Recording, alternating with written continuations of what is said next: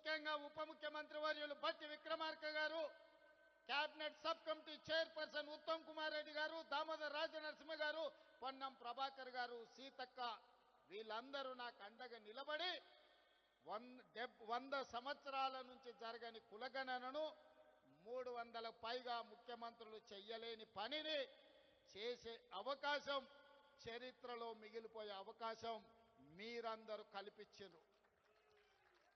ఈనాడు ఏ ముఖ్యమంత్రికి రాని అవకాశం, ఏ రాష్ట్రానికి రాని అవకాశం, ఈరోజు దేశానికి ఆదర్శంగా నిలబడడానికి తెలంగాణ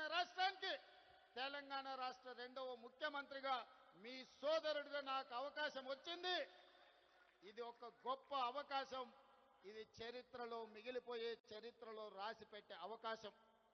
ఈ అవకాశాన్ని అందిపుచ్చుకొని, రాహుల్ గాంధీ గారి సందేశాన్ని పుచ్చుకొని, తెలంగాణ రాష్ట్రంలో జనగణనలో కుల గణన చెయ్యడమే కాదు, 42% రిజర్వేషన్లు పెంచాలి అని చట్టాన్ని చేసి ఈరోజు ఢిల్లీకి సవాలు విసిరినాం.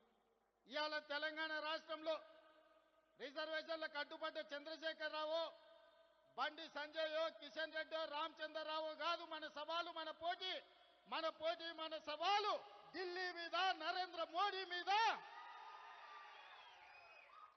భారత ప్రభుత్వం మీద మనం సవాలు విసురుతున్నాం. నరేంద్ర మోడీ గారు ఎన్డీఏ ప్రభుత్వానికి జంతర్ మంతర్ చౌరస్తా నుంచి నేను సూటిగా సవాలు విసురుతున్నా. మా డిమాండ్ను ఆమోదిస్తారా, లేకపోతే మిమ్మల్ని గద్దె దించి ఎర్రకోట మీద 3 రంగుల జెండా ఎగరేసి,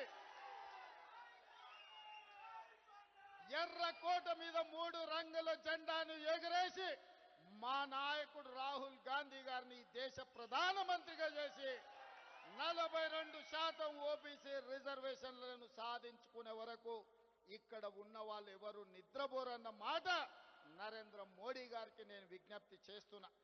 మిత్రులారా, ఈ వేదిక మీద నుంచి నేను విజ్ఞప్తి చేస్తున్న ఈ భారత ప్రధానమంత్రి గారికి, అయ్యా నరేంద్ర మోడీ గారు, మీ గుజరాత్ నుంచి గుంట భూమి మేము అడగలే, మీ పోర్బందర్ పోర్టు నుంచి చుక్క నీళ్లు అడగలే,